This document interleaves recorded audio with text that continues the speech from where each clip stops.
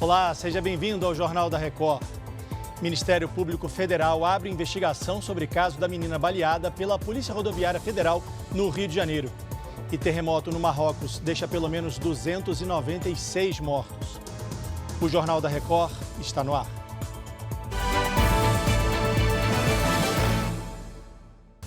Oferecimento Consórcio Bradesco. Conquiste sua casa nova sem juros e sem entrada. O Jornal da Record começa com a notícia triste da morte de pelo menos 296 pessoas no terremoto que atingiu Marrocos nesta sexta-feira. Os tremores chegaram a 6,8 graus na escala Richter, que vai até 10. O epicentro do terremoto ocorreu a cerca de 70 quilômetros de Marrakech, pouco depois das 11 horas da noite no horário local. O tremor foi sentido durante cerca de 30 segundos e derrubou diversos edifícios, segundo relatos de moradores. Em um vídeo, clientes de um shopping aparecem desesperados.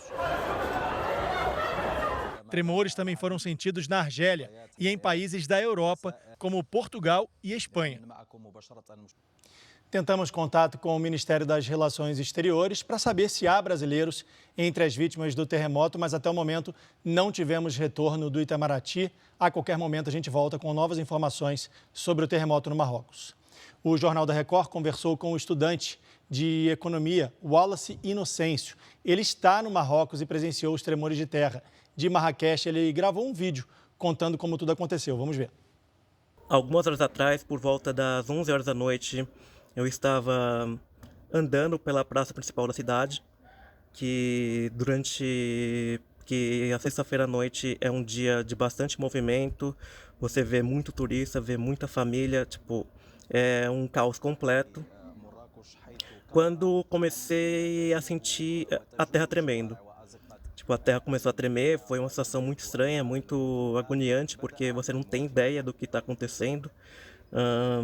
A terra parece que vai colapsar, vai se abrir, e você olha ao redor e ninguém sabe o que está acontecendo, ninguém entende o que está acontecendo, mas é só começar, alguém começa a chorar, começa a correr, e aí o pânico se instala. Então, foi bastante rápido, foram 5 ou 10 segundos de tremor. Ninguém tinha ideia do que estava acontecendo, mas aí, quando começou a correria, todo mundo começou a correr pela praça, para tentar se proteger e tentar entender o que estava acontecendo. O que chama a atenção é que as pessoas estão esperando, elas estão com medo de que tenha algum tremor secundário, e tem muita gente reunida na praça principal da cidade para se proteger, de algum possível tremor secundário. Então, eu acho que, pelo que estou vendo aqui, vai ter muita gente que vai acabar dormindo na praça, porque é um lugar aberto, é um lugar seguro, tem muita gente por lá. E, por mim, tô com um pouco de medo de continuar aqui em Marrakech, então quando o dia amanhecer eu vou pegar um trem para alguma cidade mais próxima, mais afastada de onde foi o epicentro do terremoto. As informações vão chegando para a gente aqui a todo momento. Essa entrevista foi gravada agora há pouco, então ainda nessa edição a gente traz novas informações sobre o terremoto que atingiu o Marrocos. O ministro Alexandre de Moraes, do STF, deve decidir no início da próxima semana sobre o acordo de delação premiada do tenente-coronel Mauro Cid com a Polícia Federal. O Matheus Escavazini tem os detalhes para a gente ao vivo de Brasília. Oi, Matheus, boa noite. Boa noite para você, historiar. Moraes já recebeu os detalhes do acordo fechado entre o ex-ajudante de ordens de Bolsonaro e a Polícia Federal. O Jornal da Record apurou com fontes ligadas ao caso que os detalhes que foram revelados por Mauro Cid envolvem, além da questão das joias recebidas de governos estrangeiros, os casos dos cartões de vacinação falsificados e de uma suposta trama para um golpe de Estado. Integrantes do Ministério Público não são favoráveis ao acordo, mas isso faz pouca diferença porque a Suprema Corte entende que a Polícia Federal pode fechar os acordos de delação premiada desde que sejam aprovados pelo STF. A defesa de Mauro Cid também espera que Moraes conceda liberdade provisória ao militar. Ele está preso de forma preventiva desde maio. Fábio Weingarten, que é o advogado do ex-presidente, disse agora à noite que Bolsonaro nunca teve qualquer ingerência na classificação dos presentes recebidos e que essa tarefa cabia somente ao gabinete do adjunto de documentação histórica, que adotou todos os procedimentos respeitando a legislação. Stoliar. Matheus Escavazini falando ao vivo de Brasília. Obrigado, Matheus.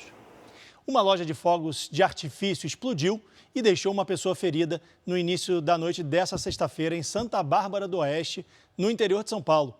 Vamos falar então com o repórter Anderson Henrique, que tem os detalhes para a gente. Boa noite, Anderson. Boa noite, Stoliar. O incêndio começou enquanto funcionários faziam transporte de fogos para um carro. Com o avanço das chamas, os artefatos começaram a explodir em sequência. Um dos funcionários tentou controlar o fogo e acabou ferido. Ele foi encaminhado para o Hospital Afonso Ramos, em estado grave. 2 casas vizinhas à loja foram interditadas pela Defesa Civil. Eu volto com você, Stoliar. Obrigado, Anderson. O naufrágio que matou 23 pessoas no Pará completou 1 ano nessa sexta-feira, mas até hoje o comandante da lancha não foi a julgamento. Segundo as investigações, a embarcação estava superlotada e não tinha autorização para transportar passageiros. 1 ano depois do naufrágio e a dor é grande.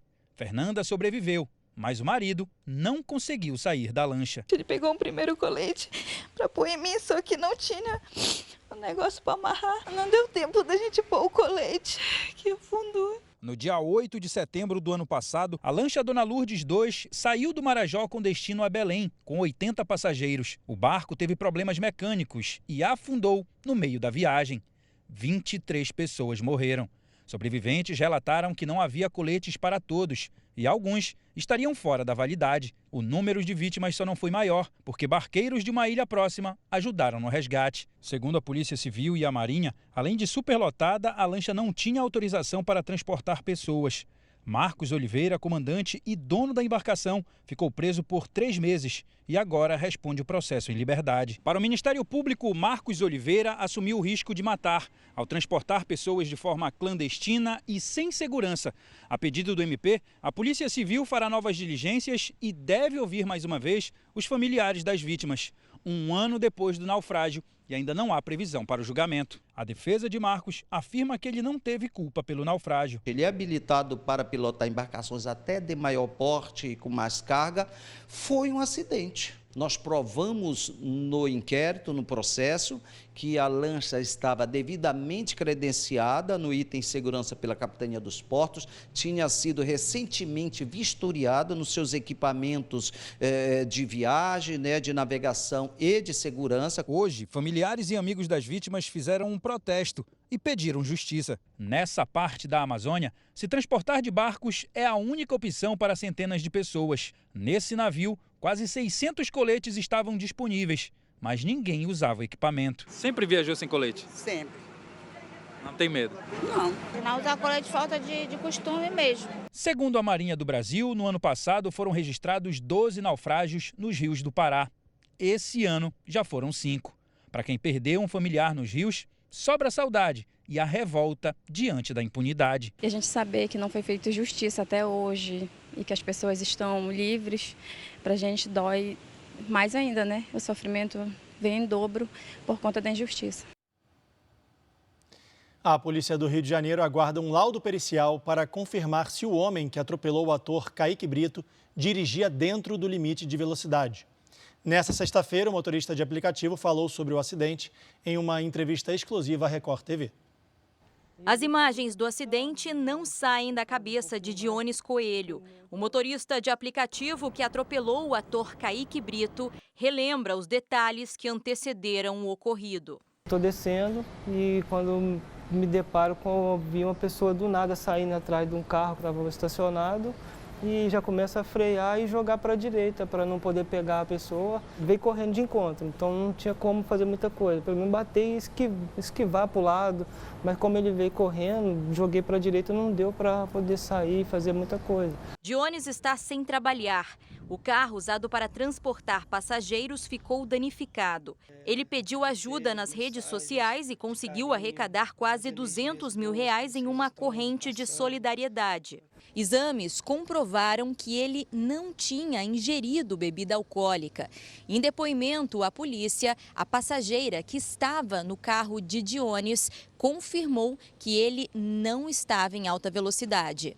Kaique estava com o ator Bruno De Luca neste quiosque. Bruno prestou depoimento esta semana e, apesar de aparecer em imagens de câmeras de segurança assustado com o acidente, disse à polícia que não sabia que Kaique era a pessoa atropelada.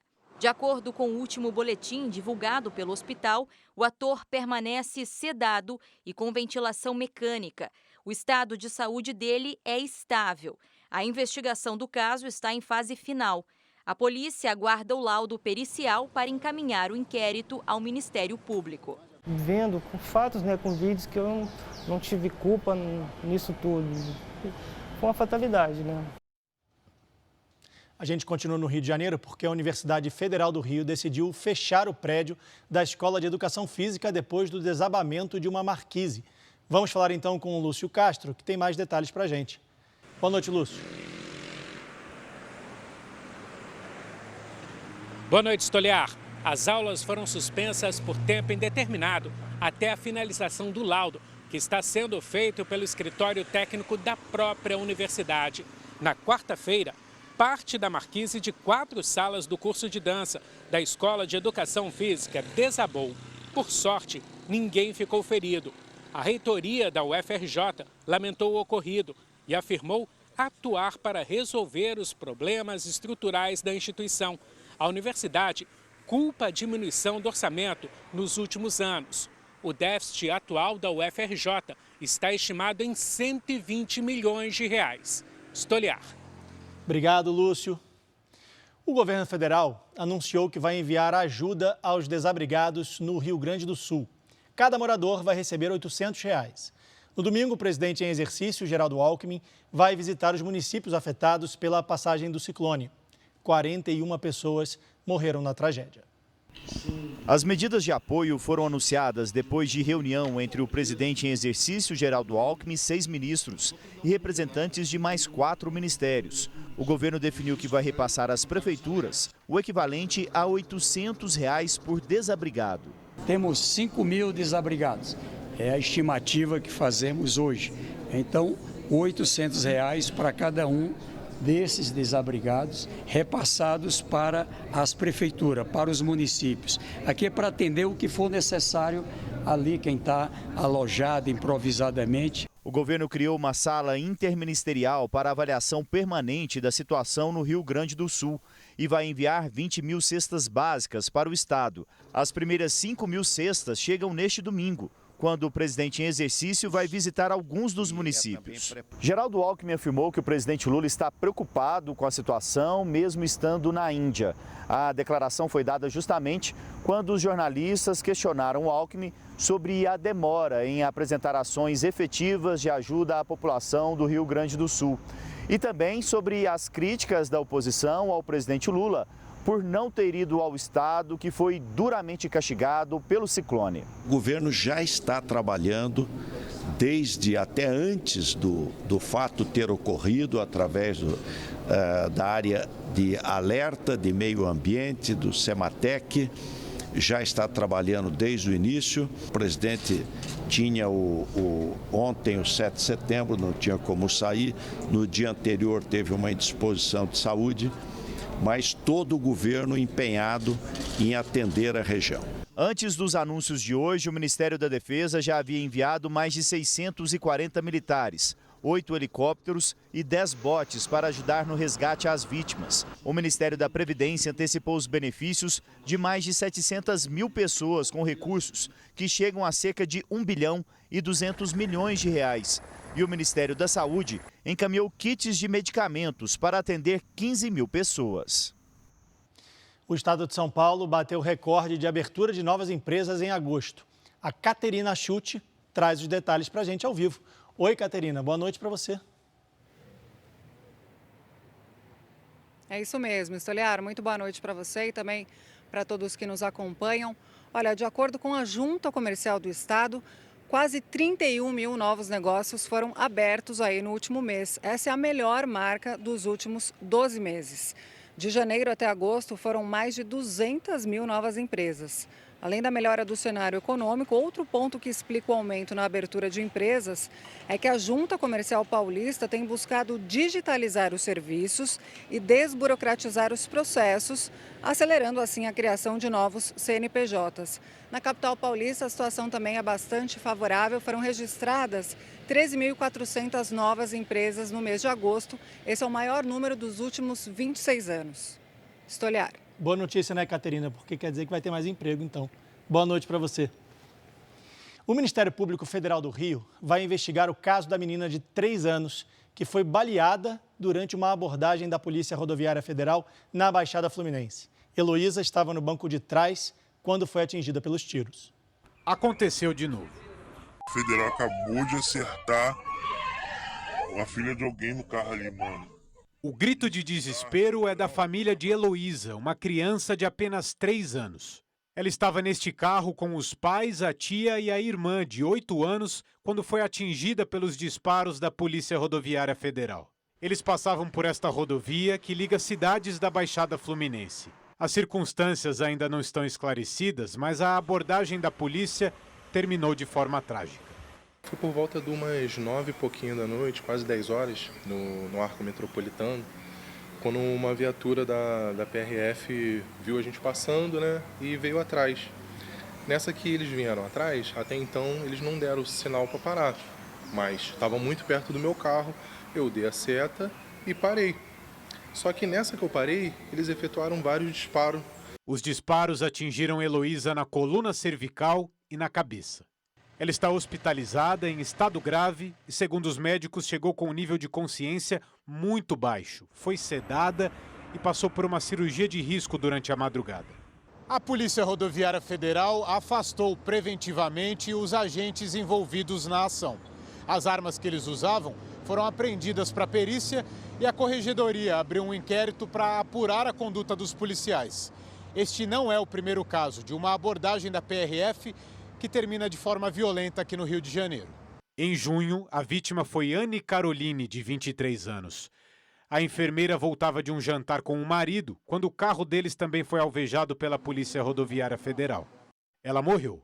Segundo o marido da vítima, os agentes atiraram enquanto ele parava no acostamento. O regimento interno da corporação proíbe os policiais de atirarem em veículos em movimento, salvo em situações de legítima defesa.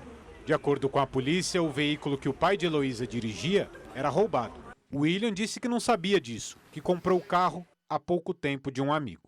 O ministro da Justiça e Segurança Pública, Flávio Dino, disse nas redes sociais que pediu esclarecimentos à direção da Polícia Rodoviária Federal e informou que mandou acelerar a revisão da doutrina policial e manuais de procedimento da corporação. A menina está entre as 18 crianças com menos de 12 anos baleadas só nesse ano no estado. Segundo o Instituto Fogo Cruzado, desde 2016, um menor foi baleado a cada 4 dias na região metropolitana do Rio. Metade dos casos aconteceu em operações policiais. A família de Heloísa não se conforma. A polícia foi muito irresponsável em ter feito isso daí porque, poxa, a vida da minha filha está em jogo.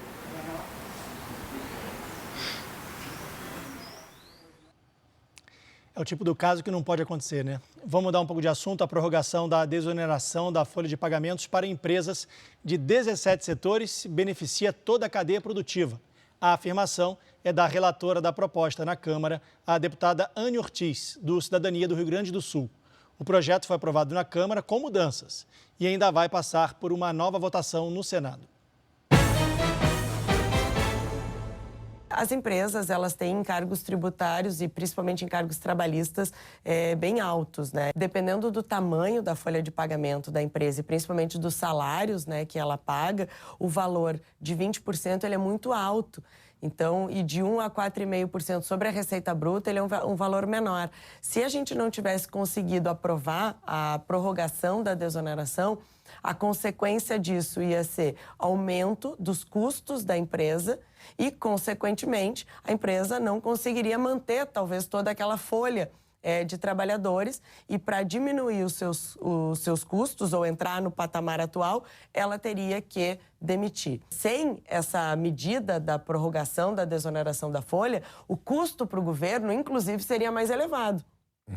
Com auxílio-desemprego, com mais pessoas entrando para dentro, né, dos programas sociais, que, como eu disse antes, né, a gente vê um número altíssimo de adultos recebendo programas sociais, ao invés de estarem trabalhando com carteira assinada, né? Trabalhando no mercado e podendo crescer, se desenvolver, buscando sua autonomia. Acho que isso é muito importante, assim como política pública, né? Tanto é que é um programa que vem lá de 2011, que tinha inicialmente 54 setores, foi diminuindo, né, o número desses setores, chegou em 17 setores, os 17 setores que mais empregam no Brasil, são 9 milhões de postos de trabalho, né, de postos formais, né, de trabalhadores com carteira assinada, trabalhadores direto, fora o trabalho indireto todo que gera, né, que geram esses setores,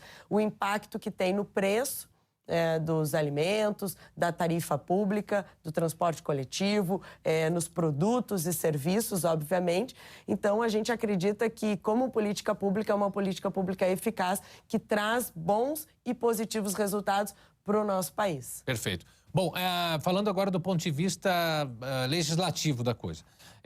Já passou pela Câmara, foi para o Senado. Eu sei que durante o processo de discussão da Câmara normalmente acontece.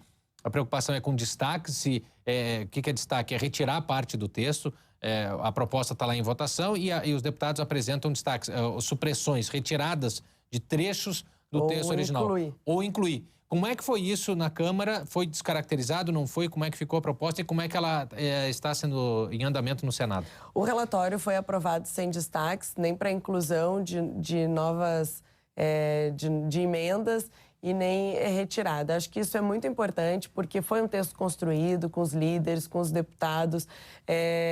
Outros setores, obviamente, aí tinha um pleito muito grande de outros setores que era importantíssimo também contarem com a desoneração para aliviar um pouco, né, o peso do tributo em cima do empresário, para que o empresário possa investir mais, fazer mais investimentos, ampliar a planta, contratar mais. Eu acho que isso é fundamental. Porém, a partir da votação, da aprovação da Emenda Constitucional 103, que foi a reforma previdenciária aprovada em 2019, ela vedou a inclusão de novos setores. Bom, a gente vem falando aí da desoneração da folha, assunto complexo, mas muito importante, a gente tem que discutir. Eu queria saber como é que isso se relaciona com a reforma tributária. Bom, a reforma tributária, ela é uma reforma importantíssima. A gente sabe o quanto nós vivemos num emaranhado tributário no Brasil e o quanto isso pesa em horas e dinheiro para os empreendedores e empresários do nosso país, né? Afastam investimentos e precisava ter essa discussão, principalmente no ponto da simplificação. Então, a gente sabe que na reforma tributária, muitos são os setores que vão ter, que terão alíquotas diferenciadas, e a alíquota geral, cada setor que entra na alíquota diferenciada vai empurrando a alíquota geral mais para cima, e porque se o governo quer manter a arrecadação, alguém vai ter que pagar essa conta. Vai vir de algum setor. Vai vir de algum setor. E nós sabemos que quem sustenta a máquina pública, que é grande, que é pesada, que é cara, são os trabalhadores, né? E quem empreende, quem investe aqui no nosso país. Então, é importante fazer a discussão da desoneração da folha, porque a discussão da desoneração da folha, ela é justamente isso. Ela retira o peso, pelo menos uma parte do peso, de tributos, né, destas empresas, destes setores, para que a gente possa caminhar no mesmo sentido da reforma tributária, de mais simplificação para os empresários e, obviamente, um menor peso dos impostos. O encontro entre empresários e autoridades brasileiras na Itália discutiu, nessa sexta-feira, o desenvolvimento do turismo e a economia criativa.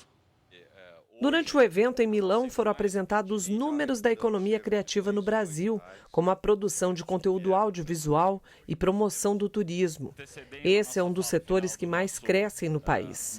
Há 130 mil empresas que empregam mais de 7 milhões de pessoas. Com peças vendidas no mundo todo, o designer brasileiro Pedro Franco destacou o peso do design na economia criativa.